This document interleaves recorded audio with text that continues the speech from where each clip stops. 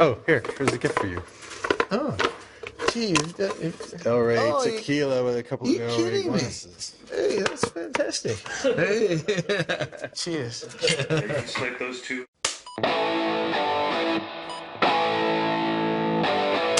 This is George Miller, and I ride with El Rey. Here we go. For sight. And action.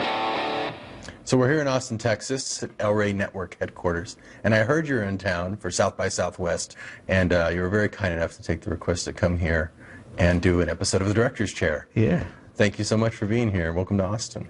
Thanks, Robert. That's great. You've been one of our more groundbreaking, influential, trend-setting, and most imitated directors of all time. And here's why. Mad Max. The Road Warrior.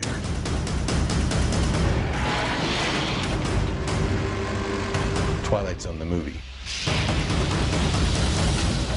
Nightmare at 20,000 feet. Beyond Thunderdome.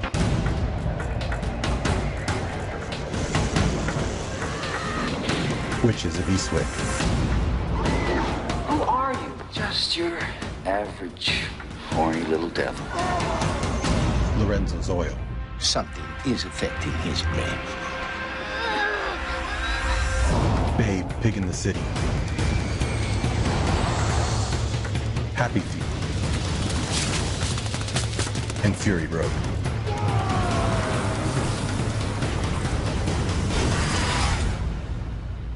You just have such a very interesting career. So I wanted to start with just some of your early days before we go into your films. And how was it that you began to think visually and wanted to be someone who made visual arts? Because I know you were trained as a doctor originally. Well, first of all, I grew up in a remote rural town in the outback of Australia.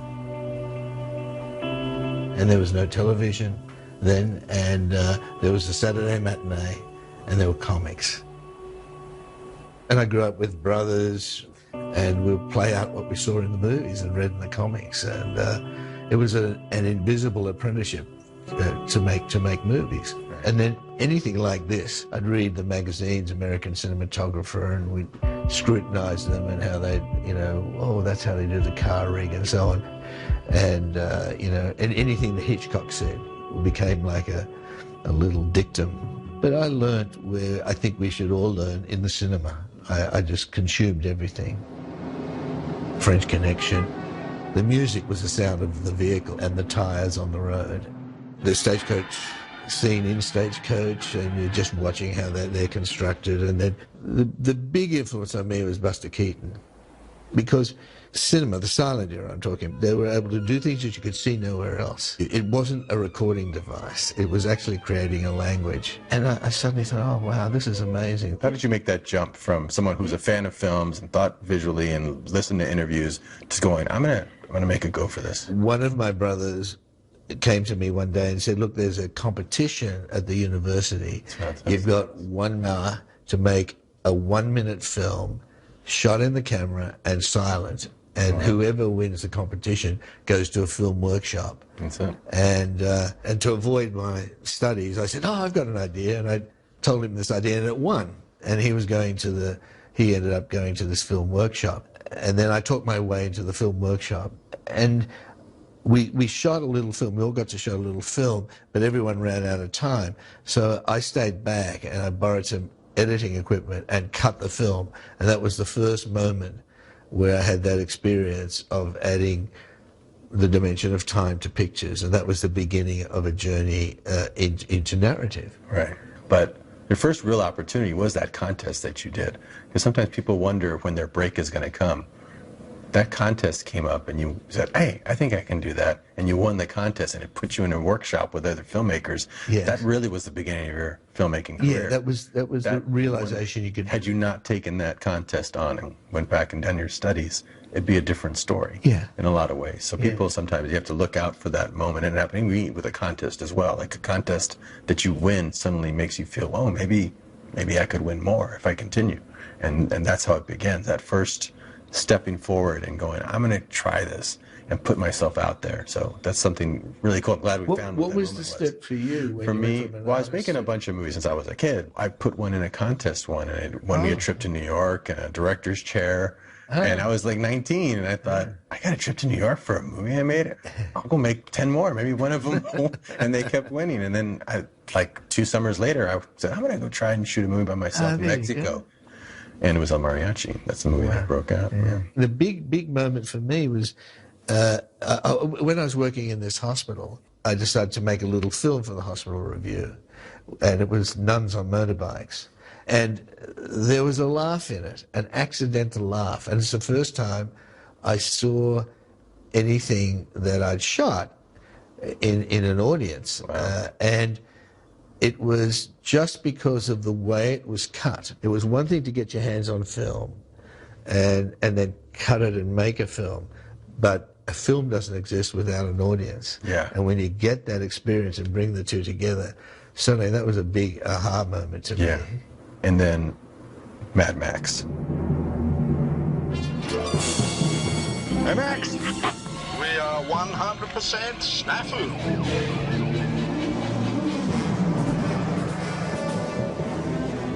I have so much I want to talk about Mad Max. It was so inspiring. You seem like you were just doing your own crazy thing. Like, how did he come up with the idea to do this Well, movie? I think what happened with Mad Max is that I didn't think I was slumming doing an exploitation movie. I treated it as high, what I thought was because of what I explained, about the realization that was where a new language, a new global language was created. So one of my notions was that if I make it as the action sequences as a silent movie, and it reads as a silent movie, then it can only get better with sound.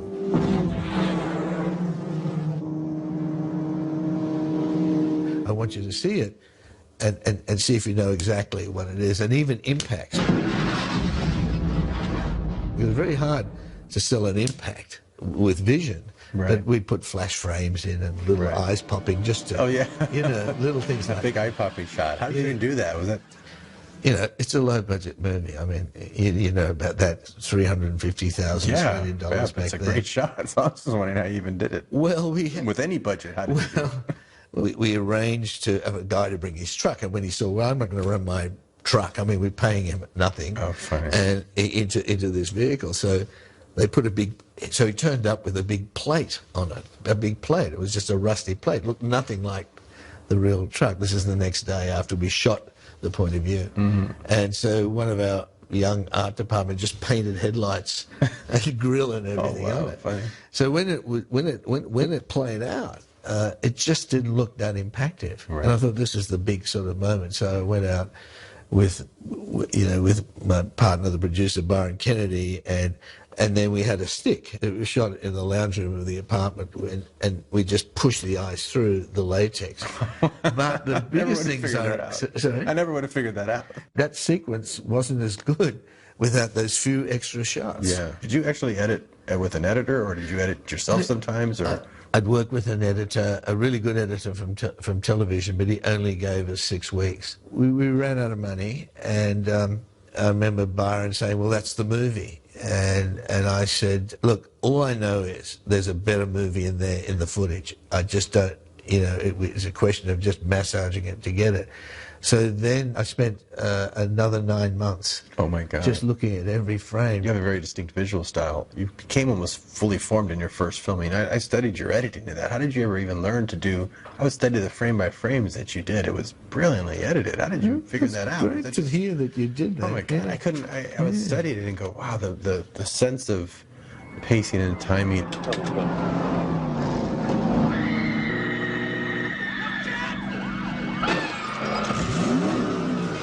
That gave you this breathless feel. You captured the breathless feeling of the road.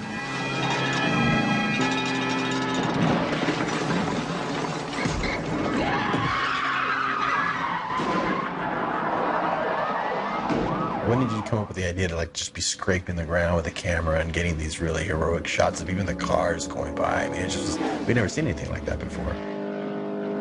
Byron, who started off as a cameraman, he said, look, it's got to be a big widescreen. And because we weren't shooting in city, because it was, there was open skies and on the road, you need to have a road blur or something moving past to indicate speed. So we just kept getting the camera as low as we possibly could to the road, and that combined with the wide angle lens, and also shooting along the Z or Z axis in and out of the screen. Trying to force a sense of three-dimensionality. I definitely had the Hitchcock dictum in my head, definitely. He said, I try to make movies where they don't have to read the subtitles in Japan. And as it turned out, the Japanese really took to it. When did you know that you really had something that would play to audiences internationally? Was it not till it got released and you saw that there was this mythical character? You kind of figured out the myth afterwards, right? I remember by then I was working with my friend Terry Hayes, and I said, I don't understand why this film worked so well in Japan, because when I went up to Japan, they said, oh, Mad Max, it's a Ronin, a lone samurai. It reminds me a lot of the Kurosawa movies. And this is embarrassing to say, but I said, who's Kurosawa? I'd never seen a Kurosawa movie. Right. I thought, holy cow. And then it went to France, and they said, oh, it's a Western on wheels. And of course it's a Western on wheels. It's the lone gunman and so on. And these are common stories in Common most, myths and cultures, yeah. And basically, all I had done is unwittingly had tapped into classic hero myth that Campbell so brilliantly described in a world monoculture. But in that case, we tapped into that larger thing. But the big thing about it, it was so hard to make that I honestly thought I wasn't cut out to make movies. It felt like what was in my head and what we so carefully prepared, things kept on getting in the way, unexpected things, ridiculous things, like the end scene when a guy gets handcuffed to the back of the vehicle and is about to blow up. The chain in those handcuffs is high tensile steel. It'll take you 10 minutes to hack through it with this. Now, if you're lucky, you can hack through your ankle in 5 minutes. Go. We're in tall grass on a farmer's property, and he's not certain about this big explosion we're going to do, and the lights failing, and suddenly we go to do take two, and we can't find the key to the handcuffs. Oh, no. So it took us 2 hours in amongst the grass to find the key to the handcuffs. Jeez. I mean, it really... You can't be vain. You think there's a kind of an artistic vanity that, oh yeah, I've created this and whatever, but the secret is it's like life, you know. As John Lennon said, life's what happens when you're making other plans, and the movie that you end up with is the one that happens at the time. I was talking to Peter Weir, who's a wonderful Australian director, and I just said, it's so difficult. It was like walking a really big dog. I wanted to go that way, the dog dragged me this way. And he said, but George, all movies are like that. He said, you've got to go into a movie as if you're on patrol in the jungle with a platoon. And he said, you don't know where the snipers are, you don't know where the landmines are, and they're going to come.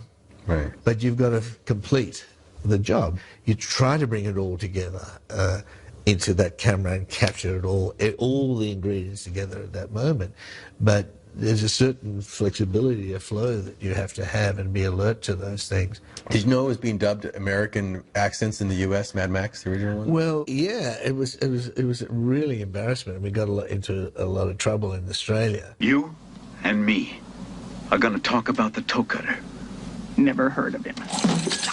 The worst thing was Hugh Keys-Byrnes, who plays the toe cutter. He came from the Royal Shakespeare Company. So here, English actors, and he's a beautiful English voice. And when his family saw it, I don't know how, in England, and all his friends turned up, he opened his mouth. I hate guns. It really taught me how important sound is in dubbing and looping, but even looping, re-looping a performance when you need to get the sound again. Yeah. If you don't get it just right, it sounds very canned. Yeah, very. And even a great performance suddenly doesn't seem like a great performance Exactly. when you just change the sound. Yeah. Because if you watch, Hugh Keys-Byrne saying, Knight Rider, his name is the Knight Rider. Remember him when you look at the night sky. You go, this is a terrible dialogue and a terrible actor. Yeah. And then it was like, everyone's terrible in this movie. And then they finally released the Australian version. Yeah. Knight Rider. His name is the Knight Rider. That's great. The Knight Rider.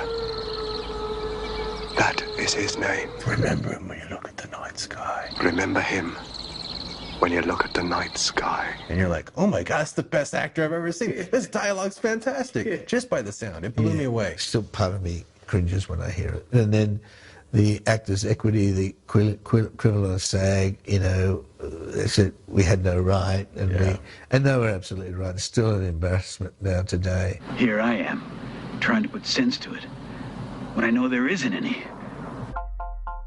The Road Warrior. I was able to study everything that worked and everything that failed. Here we go. For sec.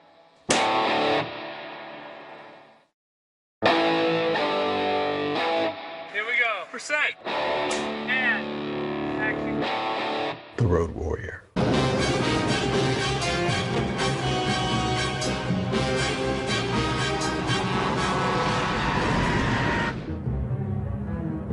Where did the vision of Road Warrior come from? I think that paradoxically one of the best things that happened on Mad Max 1 is that I confronted my failure for a year while I was cutting it, because I kept on saying, why did I do that? Why did I do that? Why did I? But I was able to study everything that worked and everything that failed. Right, right. So what I learned from Mad Max was amplified into Road Warrior. We had to prepare the film and shoot the film and edit the film in very, very quick time. And so it was the opposite of Mad Max. But I had those two things. The thing that Peter Weir said was treat it like you're going into warfare and adjust to anything that happens. That was one thing. The second thing is, because of the nature of the story happening over about 2 or 3 days, and there was attrition to the man and the vehicles and whatever, we shot in continuity. Really? And that was really a big deal. How did you come up with shots? Was it Dean or you that, like the signatures type shots in Road Warrior, like going up the car right into Mel Gibson's face, these sort of fast push-ins, and you know, a lot of those driving shots feel like they're at speed. How did you get that kinetic feel in Road Warrior? Because it's just relentless and it feels so great. And one of the things I learned on Mad Max, as much as it cost, that some shots were too static, so we actually built in some camera shake. Wow, that's great. Just to create a sense of speed. Yeah. So by the time we got to Road Warrior, you know, I was making sure we had some degree of camera shake to make it as real as possible. And that's probably easier that way, because you have to bolt everything down so much. Yeah. He'd often have it on bungee, and one time he came off the lens on a big shot, and his eye was cut.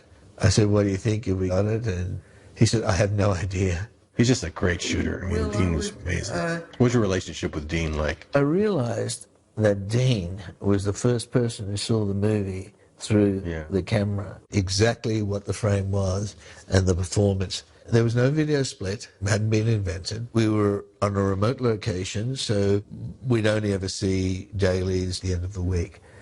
So I became really reliant. Right. The moment you yell cut, usually all the actors look to you because you're the mirror to their performance. Yeah. If they lose themselves in the performance, you're the one who's going to make them safe and say too much and not enough, blah, blah, blah. But I immediately looked to Dean and how he comes off the eyepiece. If he comes off thoughtfully, I realize we're going to do another take. If he comes off and he's feeling good, and I didn't have to ask him. It's just feeling the body language. So Mad Max and Road Warrior, changed action movie making forever. It introduced the post-apocalyptic action film. How did you pull off just making that world work? I'm sure you do the same when you're designing a world. You start off with some basic backstory, rules, if you like, that everyone can work to. Anybody could do anything, but providing that it was something that had antecedent before the apocalypse. In other words, it's found objects or surviving objects repurposed. So it's almost, and it had to have a strong aesthetic. Yeah. Even if places are really, really impoverished, you go to poor places in the world, doesn't mean people lose their artistry. Right. The people can put a lot of love into the aesthetic. They got the time And if they fashion a weapon, they're going to try to make it as well. And it might be made from junk, but it's still got to be made well. Right. It's one of the greatest scores, too, of all time.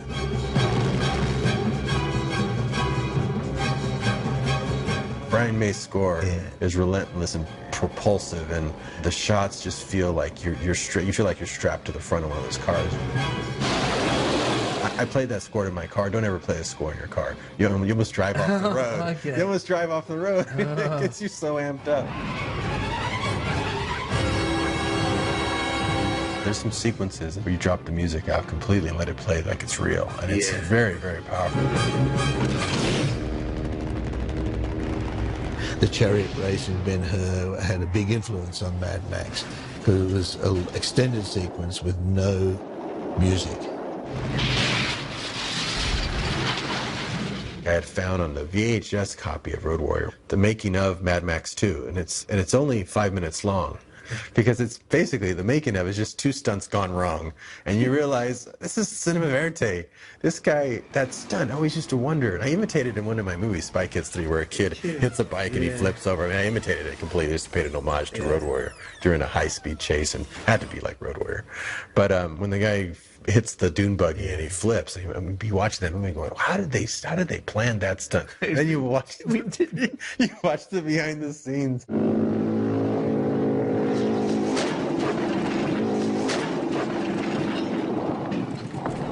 He'd previously broken his femur. Oh no. And had a steel bolt down the center of his femur.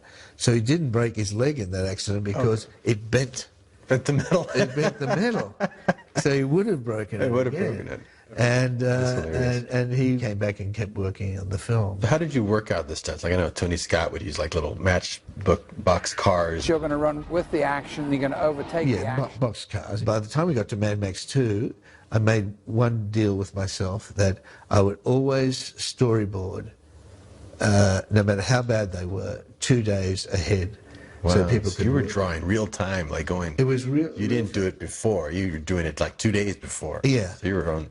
Constantly. Yeah, and I'd stay up, and my drawing it got worse and worse, and as I got tighter and tighter, at 1 o'clock I'd find myself doing that, and I'd give it to the crew, and Dean Semler, and he was the only one who kept his. The other ones would look at it and couldn't understand it, and it was winter, and we had 44-gallon drums.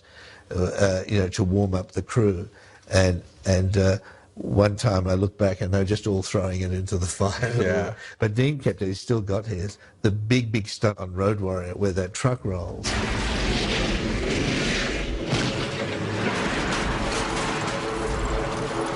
Every night I'd go and check out the rig, the cage. I made a business of studying really bad accidents and stunt deaths across some of the great stuntmen in the early eras, even the silent eras. Usually it's something that you do over and over again, so everyone's guard is down. Not long after that, I was on that Twilight Zone movie where they were shooting and there was a terrible accident. Nightmare at 20,000 Feet. I basically inherited the crew from E.T. I left that film feeling I've lost all my curiosity for filmmaking. Percent.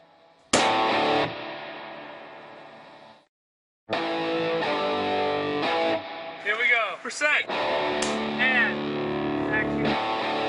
Nightmare at 20,000 Feet. It's one of my favorite films of yours.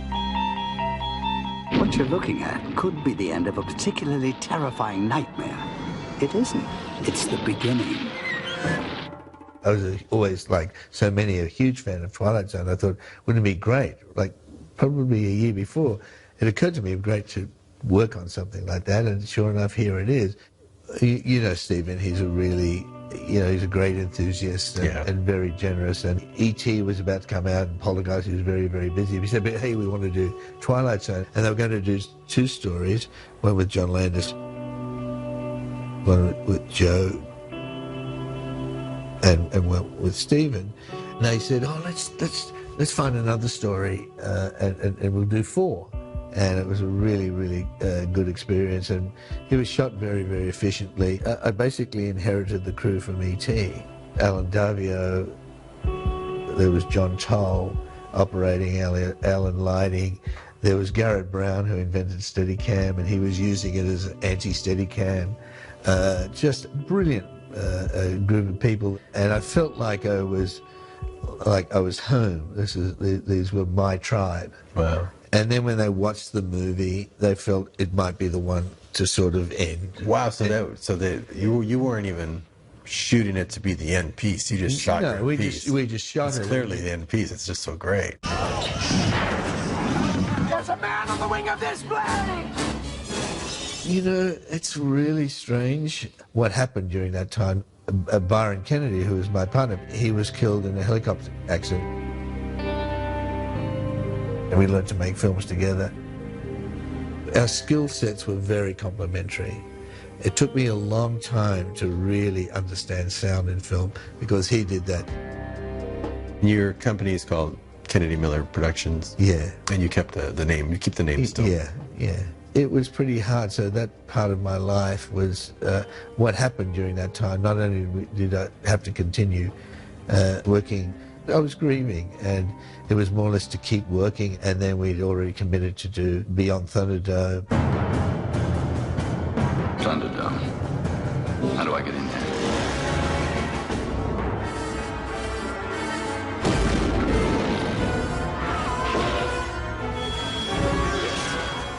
Thunderdome. 2 men enter, 1 man leaves. The Thunderdome is still one of the greatest, one-of-a-kind sequences. Where did the idea come from, and what were the difficulties of shooting that set? Thunderdome, I can't even tell you. I knew we needed a gladiatorial contest. When I was a kid, there were circuses, and they used to have people riding on the back of horses, like a girl in a tutu, and they always had a harness and a cable. And then they'd get someone from the town to get up, usually some guy, young guy, and he'd have to ride on the back of the horse, like stand up. Right. But the clowns would hold the cable, and the person would go, and they'd fall immediately, and they'd swing around. And I thought, that was a great idea, and it's partly from there. And that's inspired the bungee. It's a fantastic sequence. It's like, how did you come up with this? That makes sense. Well, that was partly from there. I always remembered it, and it was a cage, and the idea that it was gladiatorial. 2 men enter, 1 man leaves.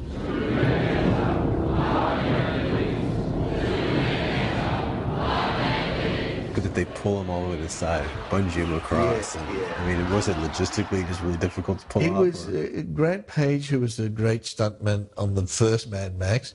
He then worked it out, and they had hydraulics to augment it. So it was fake to some degree. They'd press it, and there was an extra haul on the body. The casting, I remember, we kept on saying that the Tina Turner, Artie Entity, Tina Turner's character, we kept on saying, oh, well, she's like Tina Turner. And then one day, one of us said, why not ask Tina Turner? This is Thunderdome. Death is listening, and we'll take the first man that screams. She was one of those actors or people you encounter in life who had a big influence on me.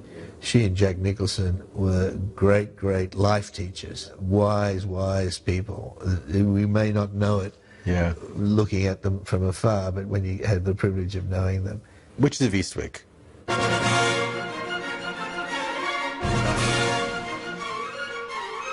Hocus pocus.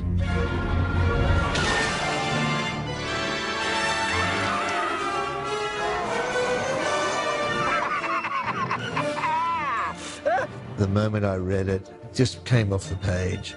But the inherent infrastructure of that film with John Peters and Peter Guber and the way that the studio was working was just chaotic. Probably shouldn't say too much, but it was chaotic. I went from the best case scenario to a worst case scenario because I wasn't paying attention. Right. My only other Hollywood experience was with Steven and Frank and Kathy and Alan Darby, whatever you want to do. It was just creative freedom. Really effortless filmmaking. It was just great, a great time. And I thought, oh, that's easy. I don't worry about, it'll be just the same. It's the same studio. It's the same. Bad mistake. And I've learned now that the casting of your crew is as critical as the casting of your cast. Right. I love the movie, by the way. Actually, it was one of his, Jack Great. Nicholson's best performances, most fun performances. Yeah, great. I mean, what do you want from us? I want somebody to give me shirts! That's what I want! What do I want? Christ! What does a man want? A little affection. So we had a thing where he'd do often long takes. Each one, it was like turning up the volume. Women, a mistake? Or did he do it to us on purpose? A little bit more. Because if it's a mistake, maybe we can do something about it. Until it went too far. And he was completely in command of what he was doing. Yeah. As I said before, he was one of the great privileges of my life. There's something about that guy, incredibly loyal. And twice I was totally happy to quit the movie. It was just crazy. And he was the one who kept me in there. He said, all you got to do is look at the work, look at the dailies. We're doing great work. Hang in there. And he became my sort of guardian angel and negotiated me through all of this. But I left that film feeling I've lost all my curiosity for filmmaking. What do you think you learned from that? Because there's always a positive to that. One, you get the great relationship you got with Jack and getting. How did you even direct someone like Jack? First of all, he said, look, they're paying me a lot, but you're not going to get an actor. You're going to get a filmmaker.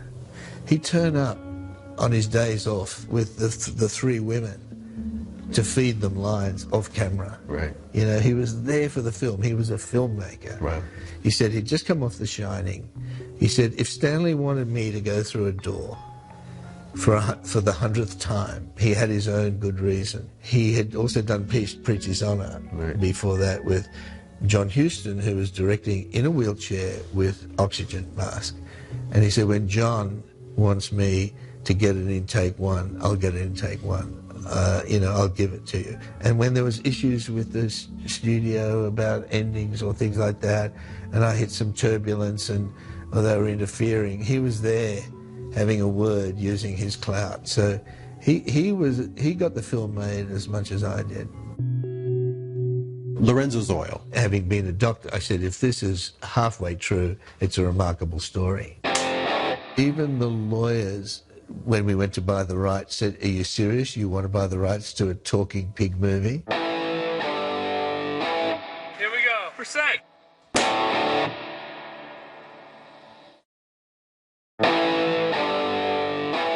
Here we go. For sec. And action. So, Lorenzo Zoil. Lorenzo has ALD that causes a degeneration of the brain. Its progress is relentless. All boys with ALD die, usually within 2 years of diagnosis. We're gonna count together, you and I, all right? Listen to Mommy's voice, and the boo-boo will let go. You've made a lot of white-knuckled movies, but there are none more tense than Lorenzo Zoil. I mean, it's not something, the intensity makes it hard to revisit, you know, on a regular basis. Was it because of your background as a doctor that you even came across this story? Yeah, that was a story I read in a newspaper where the parents discovered the essential cure to their son's fatal illness, which was very rare. Tell your brain to tell your arm to tell your hand to move your little finger. Come on, sweetheart. Having been a doctor, I said, if this is halfway true, it's a remarkable story. This is Charles, and this is Harry, and they've both been on Lorenzo Zoil for 2 years. I spoke to the journalist in Britain who wrote it. Just about everything in that movie happened as it was. We had to adjust it very little for a drama. Was that like the elixir you needed to kind of cure whatever you went through on it was. Best Actress and Best Original Screenplay nomination. This is what started getting you into the recognition for filmmaking. After Lorenzo Zoil, you spent nearly 20 years making family films. Now, I'm someone who jumps from Sin City to kids films because I saw you do it. I mean, I really saw that I was able to play in the different areas that I was interested in. To me, they're all the same. They're all fantasy. There you go. Let's talk about Babe. Who are you? Babe.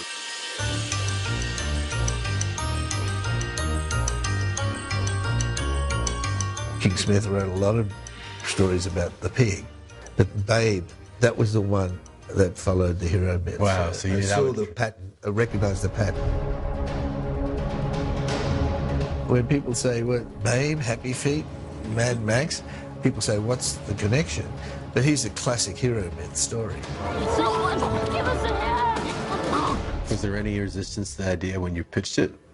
Or do people... Even the lawyers, when we went to buy the rights, said, "Are you serious? You want to buy the rights to a talking pig movie?" I want my mom. The method that you used also by shooting it so realistically and not animating it, because it would have been like probably someone's idea, well, let's just animate the whole thing. Yeah. That was very groundbreaking, and that's what really, it's been imitated so much, Yeah. but that was an idea you had to just keep it real. I knew it had to be. And we literally waited almost 10 years for the technology. Well, not 10 years, but quite a bit. Why did you not direct that one? Because the timings didn't work out. By then I was doing Lorenzo's Oil. But as it turned out, had to get heavily involved with the film, and particularly in the post-production. And then you did the sequel, 3 times the budget, 800 animals. Yeah. You shot for almost a year and a half. It was a lot of animals. I got to be quite expert on animals and primates, and very, very interesting, actually. Fantastic animal trainers. And a lot of people were theorizing that animals don't have emotion, and I was convinced that it's very clear they have emotions. You can tell when they're depressed, you can tell when they're happy, and I'm talking about all animals. Then you went full CG with Happy Feet.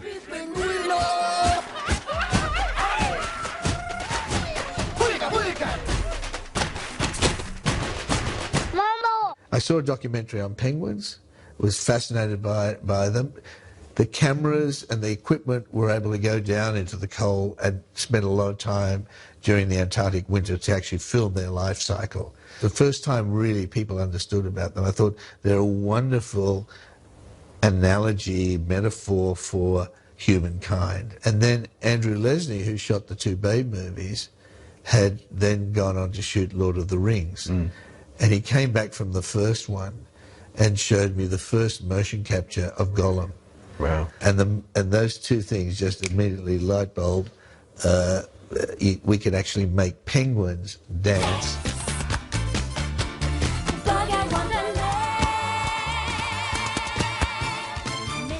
And dancing is another form of action movie. Right. So you spent several years just even building the animation pipeline, and then another, couple of years making it. Did you enjoy the process? The biggest thing I learned was that you could take the same voice performance, the same animation performance, the same physical performance, the same location, and just by changing the camera, you can strongly influence the narrative. Right. So it was the one which proved to me that the camera tells the story in many ways. Wow. And I remember Polanski somewhere a quote where he said, "There's only one perfect place for the camera at any given moment." Doing Happy Feet was an opportunity to test that out. So you could take everything the same, but just move the camera digitally, only too well. And you can get a different feeling or different meaning, or you can get a different point of view. And several times we used that in the movie. So that sort of worried me a little bit when we went back to live action, because you don't have time to think about it. Right. No matter how carefully you storyboard it. Action! Fury Road. Yeah, we're going to watch it here. Yeah. And watch the audience go crazy. Here we go. Percent.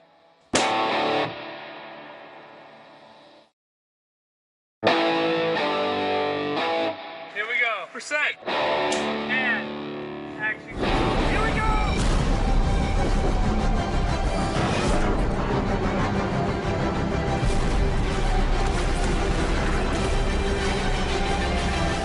Oh, what a day! What a lovely day!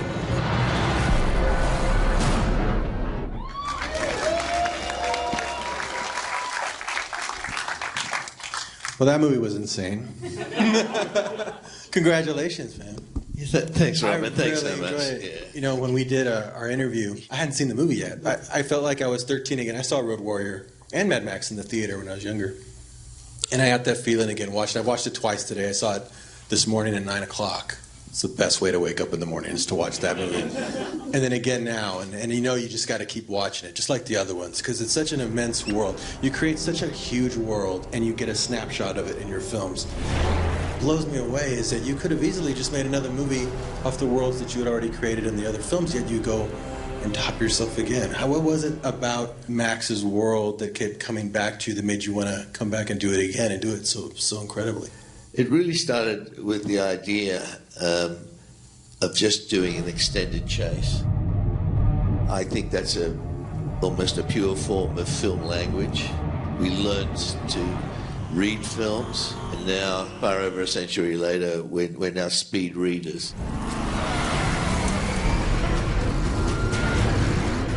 The second idea was that the MacGuffin, the thing that people are in conflict over, should be human cargo. That's my property!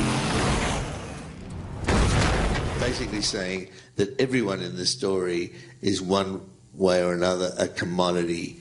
Max is a blood bag, the girls are breeders, the war boys are cannon fodder, and everyone has brand on them, so that you didn't have to get too much exposition. You knew that people were just running away. Pick up what you can and run. It was a film conceived visually. It was like a silent movie with sound and music. Charlize did such a great job.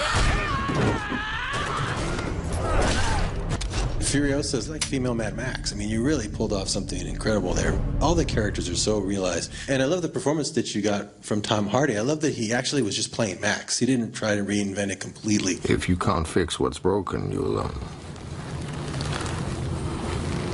go insane. It really feels like you're just back in the world that you started from the beginning. Did you bring Hugh Keys' burn back as a throwback to Mad Max, or is it just because he's just so badass? You try to create a world that goes well beyond the edges of the screen, and Hugh and that spirit did a huge amount of that. Where is she taking them? We had backstory, not only on all the characters, but every vehicle, every weapon. For instance, if I talked to Koma the Doof Warrior, that guitar was a hospital bedpan, double-neck guitar, and a flamethrower all in one. It comes out of a logic. Before modern communications, there was always the music of war. The drummer, the bagpipes, the bugler, and so on. Well, they're not loud enough in all the vehicles.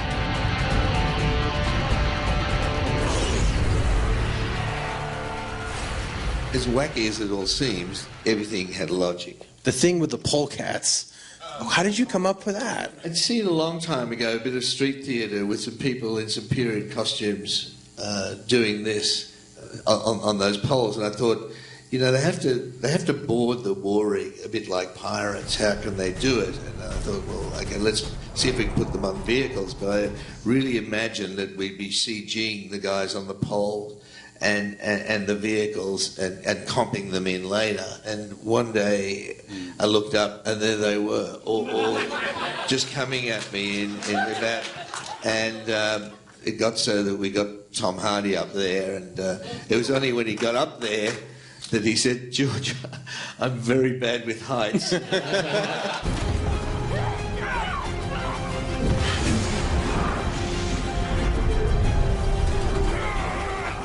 You see a guy in the street performing on a pole, and only you would think, I wonder if I put that on a car. You're the same. I mean, God. Hey, I'd be this. I've been doing this 20 years. I'll never be the same as you.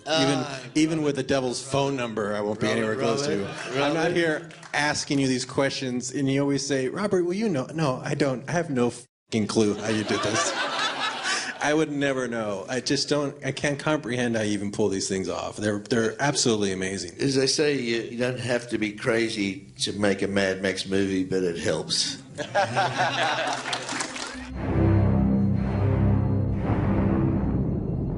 The way I think of filmmaking, it's such a seductive thing. It encompasses every human discipline you can imagine. Composition, art, technology, music, movement, and choreography. It encompasses all of life. We are the servants of the zeitgeist. We live in a chaotic world. There's so much information coming at you. We're trying to find resonances out there to create some sort of meaning. That's my property! Come to Daddy. Stories are a way of distilling something out of all that bombardment. They are a way of finding signal in the noise.